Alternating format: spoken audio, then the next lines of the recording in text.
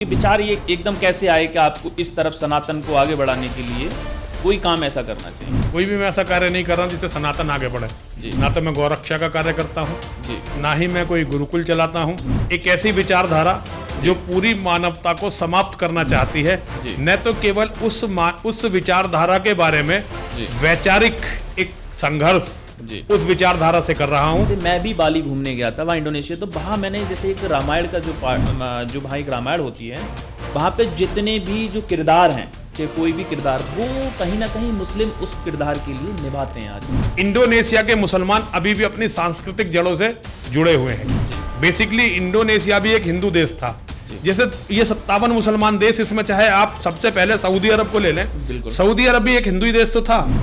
आने से पहले वहां मूर्तियों की पूजा होती थी, महादेव की पूजा होती थी। जैसे आप बार बार इस्लाम की विचारधारा, जैसे आपने जिक्र किया कि इस्लाम हमारे हिंदू समाज के लिए खतरा है। हिंदू समाज के लिए जी। नहीं, पूरी मानवता के लिए। इवन इस्लाम मुसलमानों के लिए खतरा है। आपने सूडान का पढ़ा, मस्जिद में बैठे हुए लोगों को बम से उड़ा दिया। पाकिस्तान में आप देखते होंगे सिया सुन्नी को मार रहे हैं, सुन्नी सिया को मार रहे जी। हैं। भारत का जो बंटवारा हुआ था, जी। भारत के बंटवारे में सबसे बड़ा जो हाथ था वो सिया मुसलमानों का, जी। खोजा मुसलमानों का जी। और अहमदियों का था। आप ये समझिए, जिन्ना जिसने पाकिस्तान बनाया, जी। पाकिस्तान में बिना इलाज के मरा। आपने जो शब्द कहा है कि जो इस समय पाकिस्तान के पास टेक्नोलॉजी है न्यूक्लियर की, वो कहीं ना कहीं इनसे कहीं ना कहीं नहीं, पक्का। संसद पे जिन लोगों ने हमला किया था, जी, अफजल गुरु मुख्य अपराधी था, उसे छोड़ने वाला था। तैयार गर्दन काटने के लिए तो महाराज जी आपको बहुत सारे लोग आप पे रखा ही रहता है। वो तो चलने गर्दन काटने वाले तो देखिए, तैयार रहते हैं। जो समय और जो दिन मेरी माँ और महादेव ने तय किया है, उससे 1 सेकंड पहले मुझे कोई मार नहीं सकता और 1 सेकंड बाद मुझे कोई बता नहीं सकता। जी। जिस दिन भारत हिंदू बाहुल्य नहीं रहेगा, मुस्लिम बाहुल्य हो जाएगा, भारत ना लोकतांत्रिक रहेगा ना धर्मनिरपेक्ष रहेगा।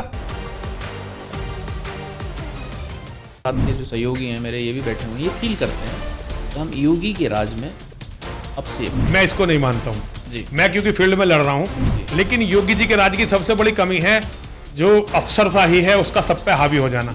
अभी देखिए, वाराणसी में केंद्रीय गृह मंत्री गिरिराज सिंह, बड़ा नाम है, हिंदुत्व के बड़े चेहरे हैं, बहुत बड़ा नाम। उनके दामाद की पिटाई कर दी और वो बड़ा प्रतिष्ठित वकील था, पुलिस वालों ने पिटाई कर दी, कोई एक्शन नहीं हुआ। नमस्कार, मैं दीपक शर्मा स्वागत करता हूं दी डेमोक्रेसी के पॉडकास्ट में। आज हमारे साथ एक ऐसी हस्ती मौजूद हैं जिनके बयानों के लिए देश ही नहीं पूरी दुनिया में चर्चा का विषय बने रहते हैं, यानी कि यति नरसिंहानंद, जो डासना देवी के महामंडलेश्वर हैं। वो अपने बेबाक बात के लिए बोले जाते हैं, विवादों में भी हमेशा घिरे रहते हैं, लेकिन सच्चाई पर हमेशा अडिग रहते हैं। आज हम उनसे सीधी बात करेंगे। तो महाराज जी, आपका बहुत बहुत स्वागत है हमारे पॉडकास्ट में। बहुत बहुत धन्यवाद आपको शर्मा जी। माँ और महादेव सदैव आपकी रक्षा करें। हर हर महादेव, हर हर महादेव, हर हर महादेव। धन्यवाद महाराज जी। तो सवाल जवाब का तो शुरू हो ही जाता है। सवाल जवाब हम शुरुआत ही करते हैं कि आपका हमेशा देखा जाए कि आप संत हैं, संत के साथ साथ हमेशा आपने सनातन के लिए आगे बढ़ाया है। तो विचारधारा भी हम यहीं से शुरुआत करेंगे, लेकिन आपके शुरुआत जीवन से ही शुरुआत कर लेते हैं कि आप कहते हैं कि जैसे आपका जो जीवन था, स्टार्टिंग कैसे, कहाँ से शुरुआत हुई थी? आपके विचार ये एकदम कैसे आए कि आपको इस तरफ सनातन को आगे बढ़ाने के लिए कोई काम ऐसा करना चाहिए? देखिए, मैं आपको बहुत स्पष्ट बताना चाहता हूँ जी। सनातन को आगे बढ़ाने का मैं कोई कार्य नहीं कर रहा हूँ। जी।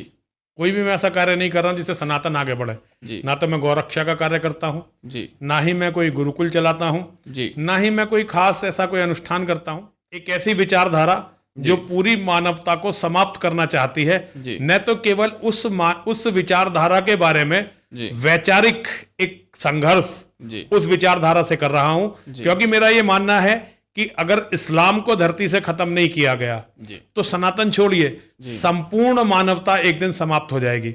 और ये मेरा मानना ऐसे ही नहीं रहा। देखिए, मैं तो एक बहुत साधारण परिवार से, किसान परिवार से खड़ा हुआ, किसान परिवार का बच्चा हूं। मेरे पिताजी नौकरी करने के लिए अपना घर छोड़कर मेरठ शहर में आए। फिर मेरे पिताजी ने मुझे पढ़ाया लिखाया, मैं बाहर विदेश पढ़ने गया, विदेश पढ़ के मैं बाहर फिर नौकरी करने लगा लंदन में, फिर मैं भारत आया। मतलब आपकी जो एजुकेशन है वो फॉरेन, यानी कि मेरी मास्को से, मैं मास्को से एमटेक किया, 1995। मतलब इवन एज ए प्रोफेशनल आप एक इंजीनियर हैं? था, अब नहीं हूँ। अब नहीं हूँ, पहले था। अब तो देखिए, मैं एक साधारण सा सन्यासी भिखारी मान सकते हैं आप मुझे। सन्यासी भी मैं अपने आप को ठीक से नहीं मानता, अभी ठीक से सन्यासी नहीं बना हूं। जी। एक साधारण सा हिंदुओं का भिक्षुक हूं, जो भिक्षा के आधार पर अपना जीवन व्यतीत करता है और इस्लाम के बारे में और इस्लाम के साथ साथ श्रीमद् भगवत गीता, योगेश्वर श्री कृष्ण के बारे में लोगों को बताने का प्रयास करता है। बस मेरा इतना ही परिचय है, खास परिचय है ही नहीं कुछ। नहीं, आपने एक इतना बड़ा, ये समझने वाली बात है कि एक मॉस्को से पढ़ा हुआ व्यक्ति जिसने एमटेक किया हुआ है, फॉरेन से जाके और अचानक वापस आता है, ऐसी विचारधारा क्रिएट होती है और आप एक सनातन का चोला उठा लेते हैं, सनातन यानी हिंदुत्व की आगे बढ़ाने के लिए एक अपनी भावना बना लेते हैं।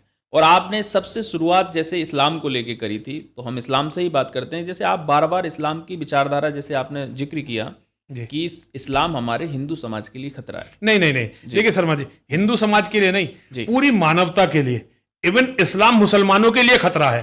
मतलब इस्लाम जो है वो उनको भी खतरा है, उनके लिए भी। जैसे सांप होता है ना, देखिए सांप की एक टेंडेंसी होती है, सांप के मुंह में अगर अपनी जीभ आ जाए, सांप के मुंह में अपनी पूंछ आ जाए ना, पूंछ, तो वो अपने आप को खा जाता है। ऐसा क्या है कि अचानक आपको एकदम पता चलता है कि इस्लाम जो है उनके ही समाज को खतरा है? हमारा समाज, चलिए हिंदू समाज हटाइए, आप बताइए उनके समाज को क्या खतरा है? उनके समाज को अभी आपने सूडान का पढ़ा, मस्जिद में बैठे हुए लोगों को बम से उड़ा दिया।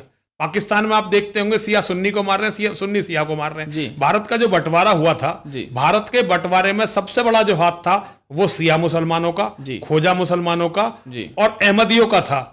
आज पाकिस्तान जो बना वो सिया, अहमदिया और खोजाओं की कबरगाह बन गया।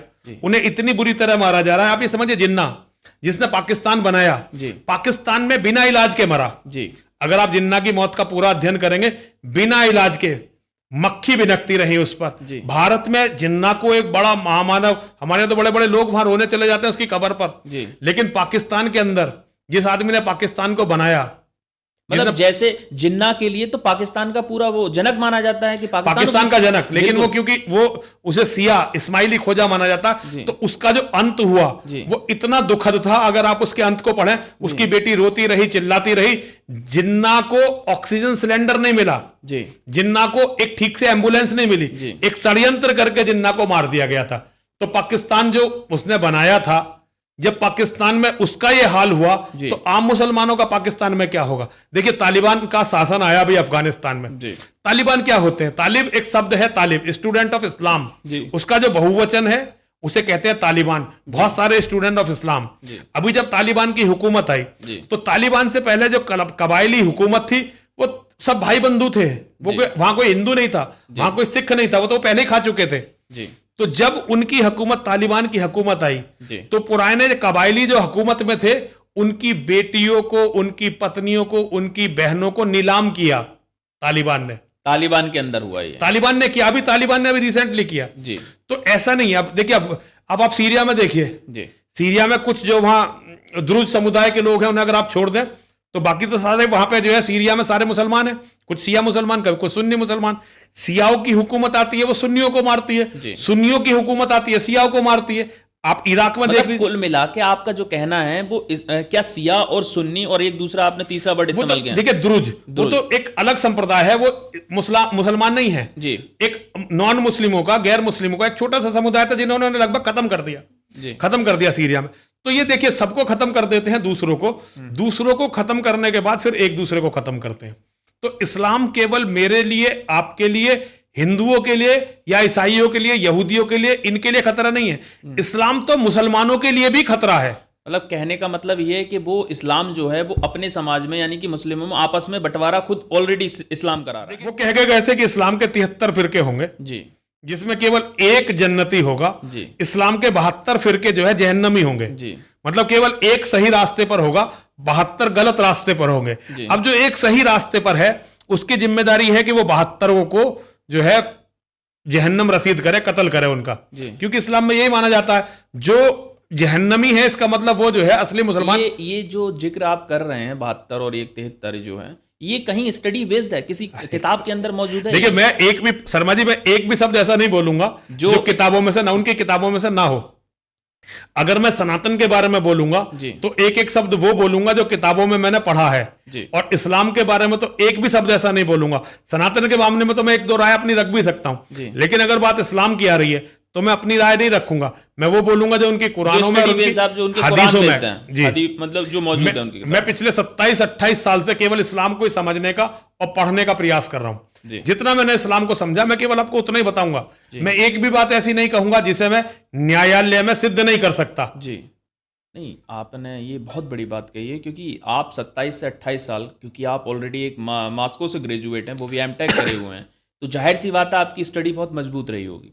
तो जब आपने स्टडी मजबूत करी हुई है, तो एक इस्लाम को लेके जिस तरीके से आप लगातार बोलते भी रहे हैं और इस्लाम को लेके आपने स्टडी भी, यानी कि जाहिर सी बात है आप तर्क जो दे रहे हैं वो किताबों के बेस पे दे रहे हैं, यानी कि लिखा हुआ, वो अपनी तरफ से राय नहीं है।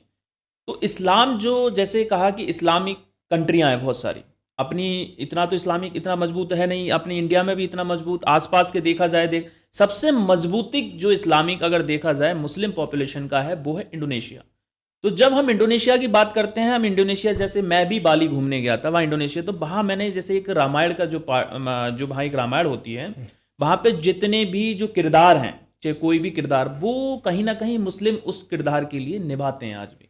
आप उस चीज को किस तरीके से ले जाएंगे जो आज आप यहाँ पे इस बयान को देखिए, इंडोनेशिया एक अपवाद है इस्लाम में जी।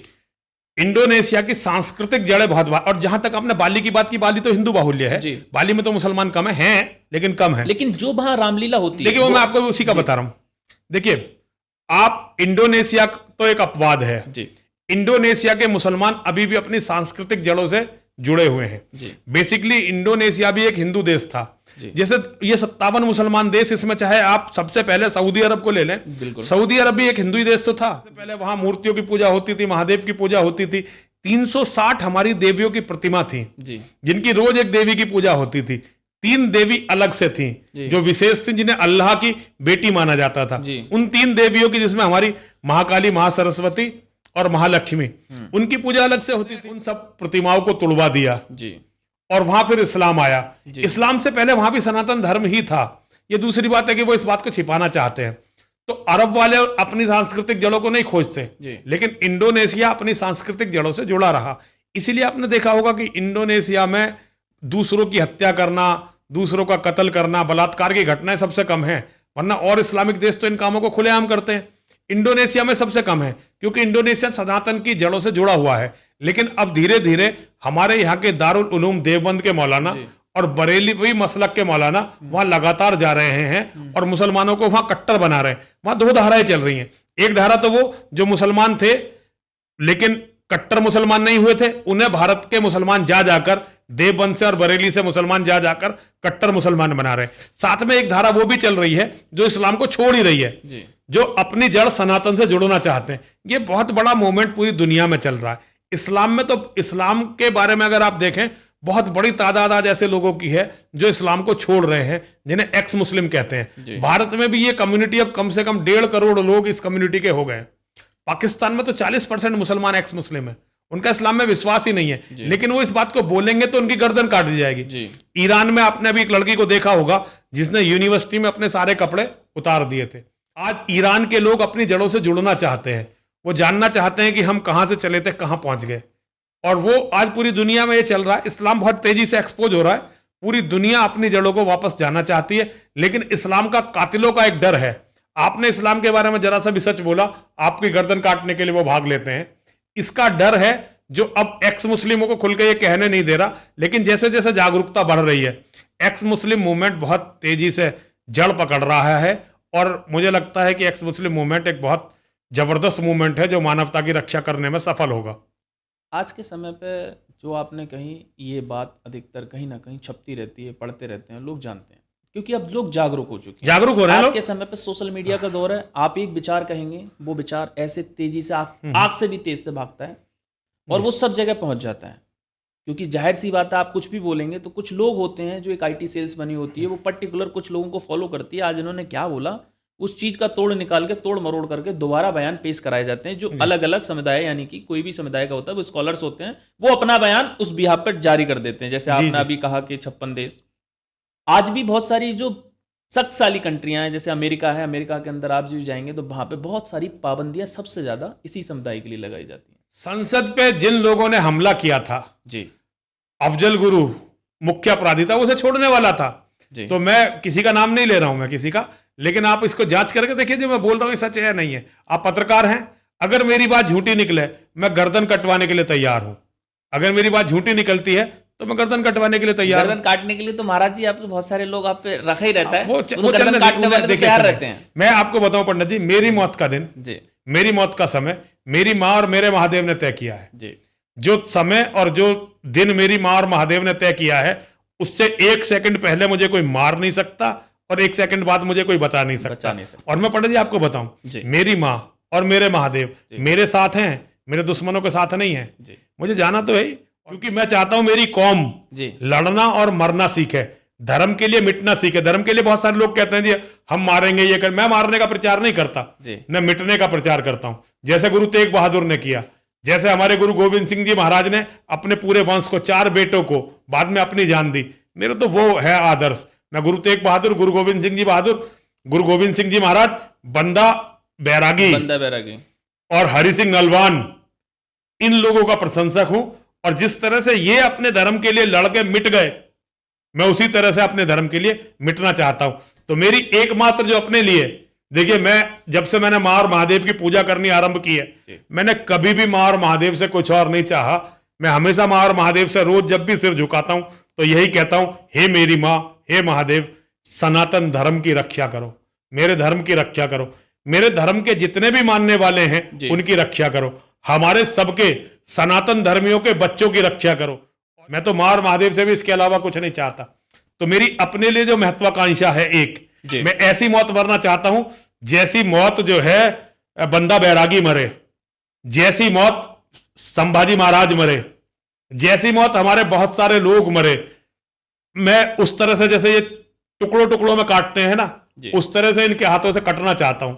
मैं चाहता हूं कि अगर बम से मारे तो ऐसे मारे कि इतने टुकड़े हो मेरे कि जब दीपक शर्मा जी मुझे श्रद्धांजलि देने जाए तो उन्हें खुरपों से मुझे खुरच के जो है उठाना पड़े।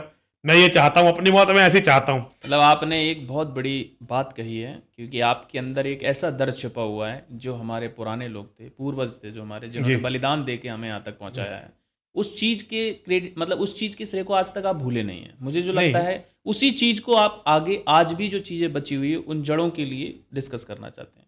बहुत अच्छी बात कही है आपने। जैसे आज समय सबसे ज्यादा विश्व में हर जगह पे एक वो है, क्या आपको लगता है कि इस्लाम कट्टरपंथ पूरी दुनिया के लिए अब चुनौती बन चुका है? देखिए अगले केवल 10 सालों में मुसलमानों की जनसंख्या 300 करोड़ होगी जी। अगले केवल 10 सालों में, अभी 200 करोड़ के आसपास बताते हैं, अगले केवल 10 सालों में मुसलमानों की जनसंख्या 300 करोड़ होगी। भारत में उनकी जनसंख्या, मुसलमानों की जनसंख्या भारत में 200 करोड़ होगी। मतलब भारत में 200 करोड़ तो अभी सभी की जनसंख्या नहीं है। हाँ, अभी नहीं, अभी 150 करोड़ है ना जी। आप लिख के रखिए इस बात को। आपने गणित में अर्थ समानांतर श्रेणी, गुणोत्तर श्रेणी सुनी है जी? A + D + D + D, ये तो होगी समानांतर श्रेणी, और AR² ये होगी गुणोत्तर श्रेणी। अब मुसलमानों की जनसंख्या बूम की तरह बढ़ेगी, मतलब होल स्क्वायर में बढ़ेगी, अब स्क्वायर में बढ़ेगी। अब उनकी जनसंख्या बूम की तरह बढ़ेगी और हमारी जनसंख्या लगभग डाउन हो रही है। तो आप देखेंगे भारत में, अगर मान लीजिए 200 करोड़ भी नहीं तो 150 करोड़ से कम मुसलमान भारत में नहीं होगा।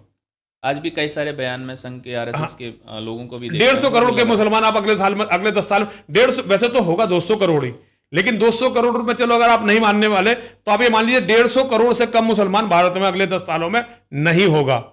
भारत पूरी दुनिया के लिए सबसे बड़ा खतरा होगा, क्योंकि एटॉमिक पावर के साथ भारत जब इस्लामिक होगा तो पूरी दुनिया। आज देखिए हमारे बहुत सारे धर्मगुरु कहते हैं, मैं उनका बड़ा सम्मान करता हूं, बड़ा आदर करता हूं, मैं बड़े आदर के साथ बताना चाहता हूं, वो बार बार ये बता रहे हैं कि हम विश्वगुरु बनेंगे, हम विश्वगुरु बनेंगे, हम विश्वगुरु बनेंगे।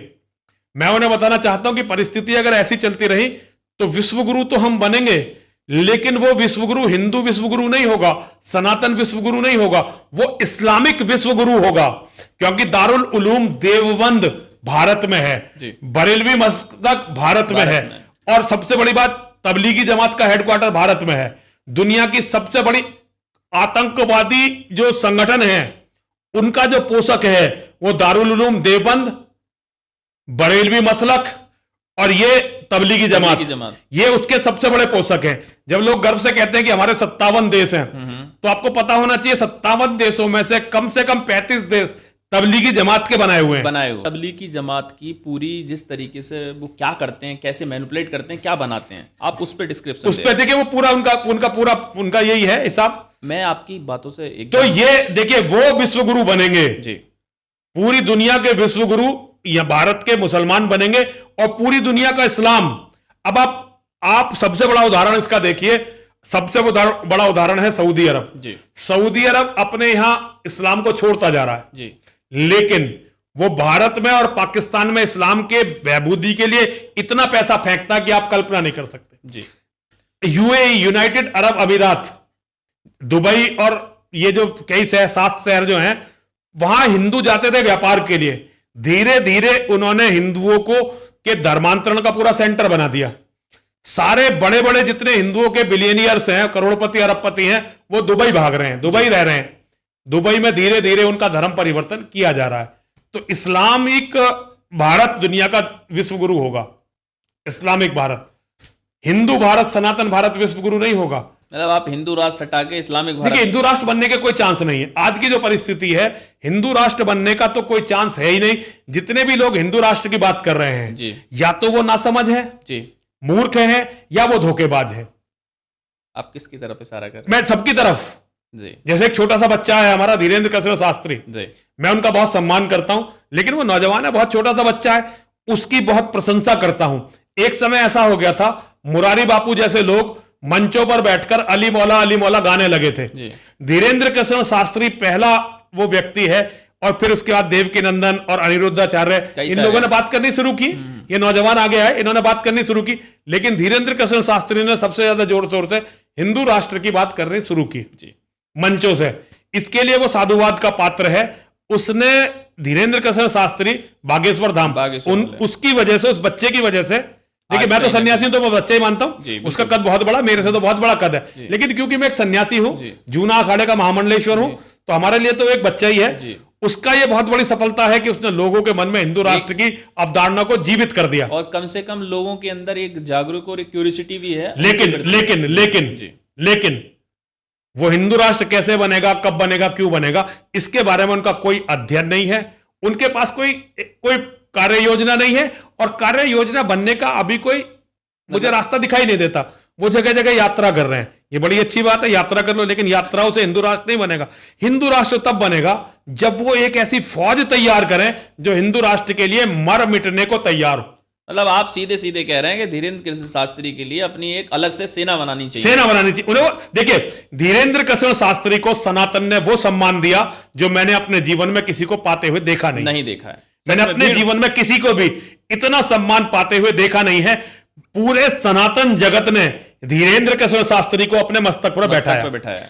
अब ये धीरेन्द्र कृष्ण शास्त्री की मर्जी है कि वो इस पूरे सम्मान को अपने व्यक्तिगत सुख के लिए प्रयोग कर ले, या वास्तव में वो हिंदू राष्ट्र के जनक बने।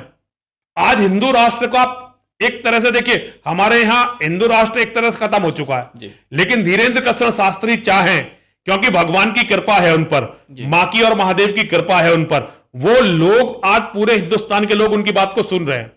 वो अपने साथ और लोगों को जोड़े, हम जैसे छोटे मोटे लोग भी उनके साथ चल देंगे और हिंदू राष्ट्र बनाया जा सकता है। लेकिन जिस रास्ते पर वो अभी चल रहे हैं, उससे कोई चांस नहीं है। आपने जो बयान दिया है, आपने जो बात रखी है, बहुत अच्छी बात है। हम भी कोशिश करेंगे कि उनको नेक्स्ट पॉडकास्ट में लाया जाए धीरेन्द्र शास्त्री से, और उनको ये बात जो आपकी पहली बात, तो बात मीडिया हमारे थ्रू ही पहुंचेगी, नहीं भी पहुंचेगी तो हम उनको कोशिश करेंगे हम पॉडकास्ट में लाओ और इस मामले का मतलब यहाँ पे रखेंगे इस मामले के। जी। चलिए, क्योंकि आप जानकार बहुत हैं, बहुत देर से हम लोग इस्लाम के बारे में जानकारी, बस एक सवाल इस्लाम के बारे में रहेगा, फिर हम आगे बढ़ेंगे। कुरान और शरीयत पर आपने कई बार सवाल उठाए हैं। क्या आपको लगता है कि ये आज के लोकतांत्रिक भारत के लिए असंगत है? देखिए, लोकतंत्र कब तक है जी? भारत जब तक हिंदू बाहुल्य है, भारत लोकतंत्र भी है और धर्मनिरपेक्ष भी है जी। जिस दिन भारत हिंदू बाहुल्य नहीं रहेगा, मुस्लिम बाहुल्य हो जाएगा, भारत ना लोकतांत्रिक रहेगा ना धर्मनिरपेक्ष रहेगा। पाकिस्तान कब से लोकतांत्रिक हो गया? बांग्लादेश कब? जहां वहां कोई सरकार ठीक से काम करने लगे, मुसलमान खड़े होते हैं, उसे खत्म कर देते हैं, फिर दूसरा शासन। तो देखिए, इस्लाम में कभी लोकतंत्र नहीं होता, इस्लाम में कभी धर्मनिरपेक्षता नहीं होती। तो देखिए, इस्लाम में धर्मनिरपेक्षता और लोकतंत्र के कोई स्थान नहीं है। भारत जब तक हिंदू बाहुल्य है, ये लोकतांत्रिक भी है और ये धर्मनिरपेक्ष भी है। हिंदू को खत्म होने दीजिए, फिर देखिए ये तो खून का सागर बनेगा। यहां तो जैसे पाकिस्तान में, अफगानिस्तान में रोज खून खच्चर रहता है, यहां उससे भी बुरा होगा, क्योंकि फिर ये लड़ेंगे आपस में और इतनी बुरी तरह लड़ेंगे कि यहां केवल खून खराबाई होगा। और ये एटॉमिक पावर का केंद्र भारत पूरी दुनिया का सबसे बड़ा खतरा बनने वाला है। बहुत बड़ी बात कही है आपने, अच्छे से आपने डिस्क्राइब किया। जैसे आप लगातार बेबाक सवालों के लिए जाते हैं, आज भी आप बेबाक जवाब दे रहे हैं, क्योंकि आपको नॉलेज है, आपके मन में एक पीड़ा है और जो चीज़ आप करना चाहते हैं आपने एक बीड़ा उठा रखा है। इस तरीके की बातें कह के आप कोई एक ऐसा किस्सा बताइए कि डासना के अंदर या आप कहीं जा रहे हैं, किस तरीके के आप पे हमले या कोई बार या धमकी किस किस की आई है, कहाँ से, कभी फोन वगैरह बजे? ऐसे शुरू में धमकी देते थे, अब तो धमकी देते नहीं। मतलब धमकी देना बंद कर दिया? कारण है वो एक गाली देंगे और 15 गाली दूंगा। मतलब आप उनकी भाषा में देखिए, हमारे बाबा परशुराम हैं जी, हम उन्हीं को फॉलो करते हैं जी जी। हमारे देखिए, मैं मेरे आदर्श जो है, मैं मरना चाहता हूं गुरु तेग बहादुर की तरह, जी जी, बंदा बैरागी की तरह, संभाजी महाराज की तरह, मैं उस तरह से मरना चाहता हूं। लेकिन काम करते वक्त मेरे आदर्श केवल मेरे बाबा परशुराम हैं। हम परशुराम को ही मानते हैं बाबा अपना। हमारे भगवान सर्वोच्च वो है। देखिए, शिव की भी हम पूजा इसलिए करते हैं कि हमारे बाबा पूजा करते थे। माँ की पूजा भी हम पीताम्बरा की पूजा, बगलामुखी की पूजा इसलिए करते हैं कि हमारे बाबा मानव के रूप में पहले थे जिन्होंने माँ पीताम्बरा बगलामुखी की पूजा की। तो हम तो अपने बाबा परशुराम को फॉलो करते हैं भाई। हम परशुराम वंशीय हैं, हमारा काम है अपने बाबा को फॉलो करना। हम और किसी को, ठीक है, हम भगवान राम का, भगवान कृष्ण का बहुत सम्मान करते हैं, लेकिन हमारा खून भी आप काटोगे तो परशुराम परशुराम। इसीलिए हम हर बात में हर हर महादेव बोलते हैं, क्योंकि हमारे बाबा ने हर हर महादेव बोला। जी जी जी, आपने बात बताई, लेकिन मैंने बात पूछी, जैसे आपने ये कहा कि परशुराम के वंशज हैं, तो जाहिर सी बात है क्रोध पूरा आता है, क्रोध की वजह से आप अपने बयानों में जाने जाते हैं जी। ऐसी कोई घटना बताइए जो लोग सब जानना चाहते हैं। कुछ ऐसे आओ कि आपको, जैसे अभी आपने बहुत सारी घटनाएं, नुपुर शर्मा का एक देखा, उन्होंने एक बयान दिया था, मार तमाम कितने सारी घटनाएं कर डाली, तो कहां से हो गया था। जब नुपुर शर्मा ने, हमारी बेटी ने बयान दिया था, तो हमने कहा था, आप उसे यूट्यूब पे देख लिए, बहुत जगह पड़ा हुआ, हमने कहा मौलाना ये हमारी बच्ची बिल्कुल सही बोल रही है और इसने तो कुछ बोला नहीं, असली सुनना चाहते हो तो हमें सुनो। और हमने कहा था तुम सारे इकट्ठे हो, हम तुम्हारी किताबें लेकर जामा मस्जिद पर जा रहे हैं। वो तो ये कि 2-4 मौलाना ऐसे हैं, जैसे हम कहते हैं ना, जामा मस्जिद पर जा रहे हैं, तुमसे शास्त्रार्थ करना चाहते हैं, तो वो चिल्लाने का काम करते हैं, माहौल को बिगाड़ने का, जिससे कि उन्हें मुकाबला ना करना पड़े, वो माहौल बिगाड़ देते हैं। और पुलिस मुझे पकड़ के बैठ जाती है कि महाराज तुम जाओगे लड़ाई हो जाएगी। मैंने ये कहा कि मैं अकेला हूं। जब नुपुर शर्मा पे, हमारी बेटी पे इतने सारे आक्रमण हुए, तो मैंने पूरे इस्लामिक जगत को चुनौती दी। मैंने कहा इस बच्ची ने कुछ भी गलत नहीं कहा, ये तो तुम्हारे लोग कहते हैं भाई, तुम्हारी किताबों में लिखा हुआ, इसमें हमारी गलती थोड़ी है। और मैंने कहा मैं अकेला आऊंगा, एक भी आदमी मेरे साथ नहीं होगा। तुम्हारी 10-20 किताबें, अभी मेरे शरीर में इतनी जान है कि मैं अपने आप 10-20 तुम्हारी किताबें, एक अपना लैपटॉप, एक अपना मोबाइल लेके आ रहा हूं और हम बहस करते हैं। उसके बाद कुछ एक अजहरी है, पता नहीं कौन कौन मौलाना है, उन्होंने चिल्लाना शुरू कर दिया, तू आ, तुझे जिंदा नहीं छोड़ेंगे, ये करेंगे। वो पुलिस वाले डर गए कि ये जाएगा, इसे मार देंगे तो फिर झगड़ा होगा। उन्होंने हमें जाने ही नहीं दिया, उन्होंने बंद कर लिया। एक बहुत बड़ा, आप हमारे साथ जुड़ा हुआ एक वो है, एक किस्सा है जिसे योगी जी ने अपने भाषणों में भी कई बार बोला है जी। हमारे यहाँ हमारे कत्ल के लिए लोग आए थे जी। उसमें एक हिंदू था जो मुसलमान बन गया था जी। नाम मुझे उसका ध्यान नहीं रहा, एक मुसलमान था, तो वो साइनाइड लेकर आए थे। साइनाइड, हाँ, और जो ऑपरेशन करने वाला जो सर्जिकल ब्लेड होता है वो लेकर आए थे, दोनों थे। विजय वर्गीय था, एक विजय वर्गीय करके था लड़का। तो हमने, तो पुलिस वाले तो हमारे यहाँ वैसे सिक्योरिटी काफी है, लेकिन मेरे साथ मेरे जो अपने बच्चे रहते हैं उन्होंने उन्हें पकड़ लिया था, पकड़ के पुलिस को दिया। तो पुलिस ने उनसे जांच वांच करके साइनाइड को छुपा दिया, सर्जिकल ब्लेड को भी दबा दिया और ये कहा कि भाई चलो कोई बात नहीं, ऐसे ही थे ये, तो पैसे वैसे कुछ पुलिस वालों ने, जैसा आप जानते हैं पुलिस का पूर्व की घटना है शायद, ये छपी थी 3 साल 4 साल। उसके बाद योगी जी क्योंकि ध्यान देते हैं, योगी जी बहुत आदरणीय है। मैं योगी जी का राजनीति में अकेले व्यक्ति हैं जिनका सम्मान करता हूं, लेकिन मैं अकेले, कई बार मुद्दों पे देखा है कि आपने योगी के खिलाफ भी बोला है। हाँ, बोलता हूं मैं, अरे हम सब देखिए, लोगों ने योगी जी को मुख्यमंत्री और मोदी को प्रधानमंत्री बनाने के लिए अपना पसीना बहाया होगा। मैं ऐसा आदमी हूं, मैंने अपना खून भी बहाया दोनों के लिए जी। तो हम शुरुआत करते हैं जी, आपके ही मुद्दे से रिलेटेड है और मामला है लव जिहाद और धर्मांतरों को जी। जैसे आपने कई बार लव जिहाद का मुद्दा भी उठाया है, क्या ये केवल सामाजिक समस्या है या आपको लगता है ये संगठित साजिश है? देखिए, लव जिहाद शब्द से मैं मानता नहीं हूं। यह है जिहाद अगेंस्ट वीमेन, जिहाद औरतों को छीनने का जिहाद है ये। जी। इस्लाम की पहली साजिश है कि किसी के पास औरत नहीं छोड़ता। आप इसे लव जिहाद कैसे, देखिए आपने महासती पद्मिनी की गाथा सुनी है भाई? अलाउद्दीन खिलजी के हरम में हजारों महिलाएं थी जी, और उसे महिलाओं में कोई इंटरेस्ट भी नहीं था जी। वो अपने साथ जो गुलाम रखता था, मर्द गुलाम जो रखता था, वो उन्हीं के साथ रहता था जी। अलाउद्दीन खिलजी तो सभी जानते हैं, सही जानते हैं। मलिक काफूर उसका जो है प्रेमिका थी, उसकी एक तरह से पत्नी थी, उसकी प्रेमिका पत्नी। लेकिन उसे जब ये पता चला कि रानी पद्मिनी सबसे सुंदर महिला है तो उसने पूरी ताकत लगा दी और नतीजा ये हुआ कि 16,000 मेरी बेटियों को, मेरी बहनों को, मेरी माताओं को अग्नि में जलना पड़ा था, जौहर करना पड़ा। और कितने लोग मरे होंगे जी उससे, उन 16,000 मेरी माताओं बहनों बेटियों के जौहर से पहले कितने लोग मरे होंगे, बहुत मरे इसकी कल्पना करना भी बहुत मुश्किल है। तो देखिए केवल एक आदमी की वासना के लिए इतने लोग मरे। जब भी कहीं मुस्लिम बाहुल्य क्षेत्र होता है, वहां से जब काफिर लोग भगते हैं, गैर मुस्लिम भगते हैं, तो वो क्या कहते हैं? जाओ जान बचाकर भाग जाओ यहां से, लेकिन ये औरत, ये बेटी हमारे लिए छोड़ जाओ। औरतों को बर्बाद करने, देखिए इस्लाम में औरत शब्द का आप देखिए, यहां मेरे सामने एक बेटी बैठी हुई है, मैं बात करना नहीं चाहता, लेकिन इस्लाम के औरत शब्द का मतलब समझते हैं आप? औरत क्या होता है जी? Genital part of a woman. Okay. औरत जिसे वो कहते हैं उनके लिए केवल एक पार्ट है औरत के, मतलब जिसे हम नारी कहते हैं, नारी के शरीर का केवल एक, शरीरों का जो अंग है वो औरत का शब्द कहलाता है, औरत है वो जी। तो वो उसी एक अंग से जो है महिला की पहचान करते हैं, नारी की पहचान करते हैं। तो ये मानसिकता, इतनी घृणित मानसिकता, इतनी निकृष्ट मानसिकता, इतनी नीच मानसिकता लव क्या करेगी भाई? लव की कॉन्सेप्ट नहीं है। जो कहते हैं ना हमारा ताजमहल, जो ये ताजमहल है हमारा शिव मंदिर, इसे कब्जा करके ये शाहजहां ने मोहम्मद के लिए बनाया, उसके हरम में इतनी औरतें थी। और समझिए हरम की एक खास बात थी, जो हुमायूं का हरम था वो उसके बेटे को मिला। पहले जो बाप रखता था जिन महिलाओं को, उसके बाद उसके बेटे ने रखी, उसके बाद उसके पोते ने रखी, उसके बाद उसके, मतलब वो महिलाएं लगातार चलती रहती थी। जो बूढ़ी हो गई निकाल दी, नई महिलाएं भर दी, वो सब एक ही काम आती थी। तो जो इतने घृणित विचारधारा के लोग हों, उनके जीवन में प्यार जैसी चीज, देखिए मुझे लगता है लव का मतलब है प्यार, प्यार जैसी चीज उनके जीवन में कहां होगी? ये शब्द होना चाहिए जिहाद अगेंस्ट विमेन। वो कहते हैं कि धरती और औरतें अल्लाह ने केवल मोमिनों के लिए बनाई, पूरी धरती और औरतें, जो जमीन भी हमारी है और औरतें भी हमारी हैं।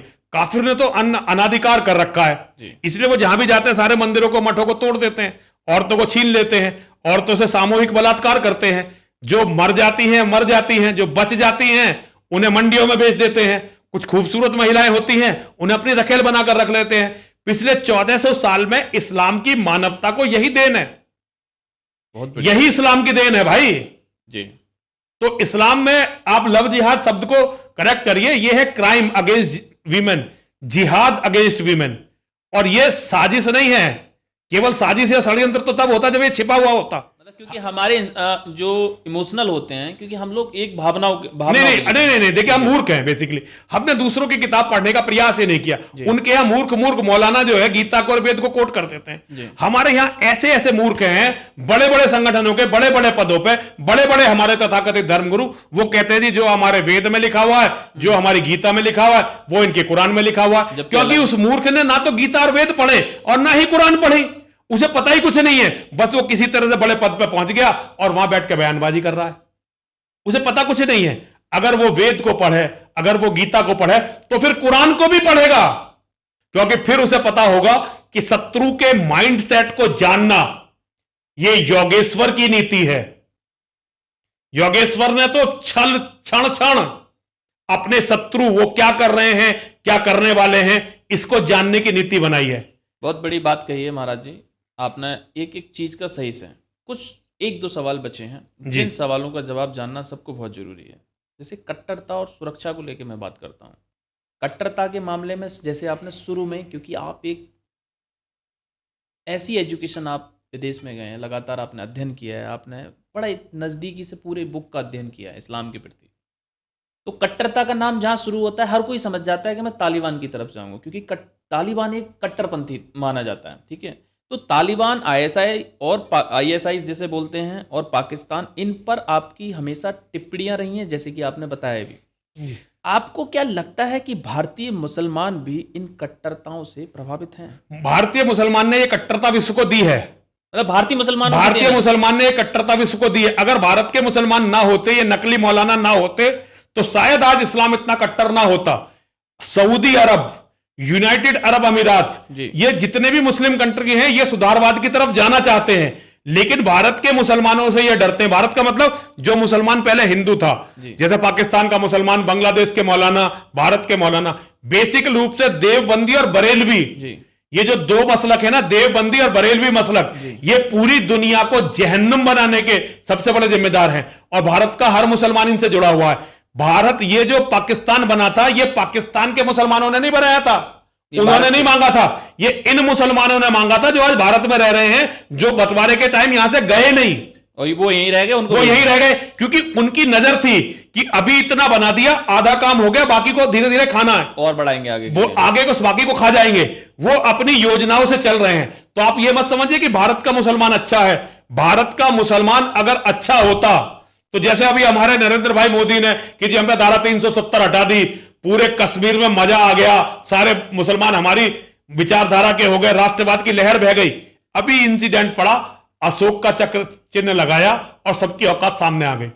चलिए, आपने बहुत तर्क से बताया, ये भी बात क्लियर हो गई कि आपने भारत के मुसलमानों को लेके, या जो तालिबान को एक कट्टरपंथी जिसे बोलते हैं, उसको लेके प्रॉपर डिस्क्रिप्शन में बताया, जो लोगों को सबको जानना भी जरूरी है, कि जो लोगों के मन में एक सवाल बना रहता है आज हम लोगों के बीच में।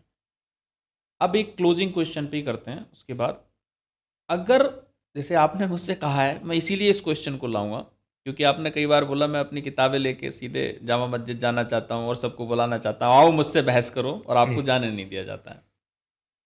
अगर आपको ये मौका मिले, यानी कि मुस्लिम समाज के जो सबसे बड़े धर्मगुरु हैं, उनके जो मौलाना हैं, उनके साथ सीधे संवाद का मौका मिले, हमेशा तैयार, 24 घंटे, जब चाहे बुला लें, मतलब जब चाहे बुला लें, आप तैयार हैं? तैयार।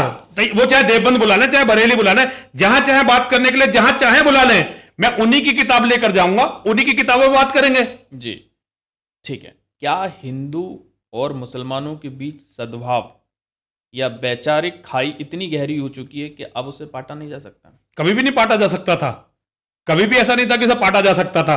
ये तो हमारे यहां गांधी जैसे गद्दार, नेहरू जैसे गद्दार, और अब गांधी नेहरू के बहुत सारे अनुयायी हो गए जिन्होंने हिंदुओं के साथ हमेशा झूठ बोला। देखिए, गांधी और नेहरू मानव इतिहास के इतने बड़े गद्दार कि उनके कारण आज हम 100 करोड़ हिंदुओं के पास अपना देश कहने के लिए 1 इंच जगह नहीं है। गांधी की एक बात बताओ ना जो मुसलमानों ने मानी हो। ये तो एक झूठा हम कहते हैं जी खाई पाटी जा रही है, कभी नहीं पाटी जाएगी। आपने बहुत तरीके से सही सवालों का जवाब दिया, जैसे जैसे सब लोग जानना चाहते हैं। आपने एक बेबाकी से सवाल जवाब दिया, क्योंकि जितने मेरे क्वेश्चन थे वो पूरे हो चुके हैं। मेरे मन में जो क्यूरियोसिटी थी लोगों की जो थी, आप अपने बेबाक सवालों के लिए जाने जाते हैं। आपने हमें इतना बेशकीमती अपना समय दिया, उसके लिए बहुत बहुत धन्यवाद आपका। बहुत बहुत आशीर्वाद है आपको। मां और महादेव सदैव आपकी रक्षा करें, आपके परिवार की रक्षा करें। आपका ये कार्य इस तरह बढ़ता रहे, आपका यश बढ़ता रहे। बहुत खुश रहिए। हर हर महादेव, हर हर महादेव, हर हर महादेव।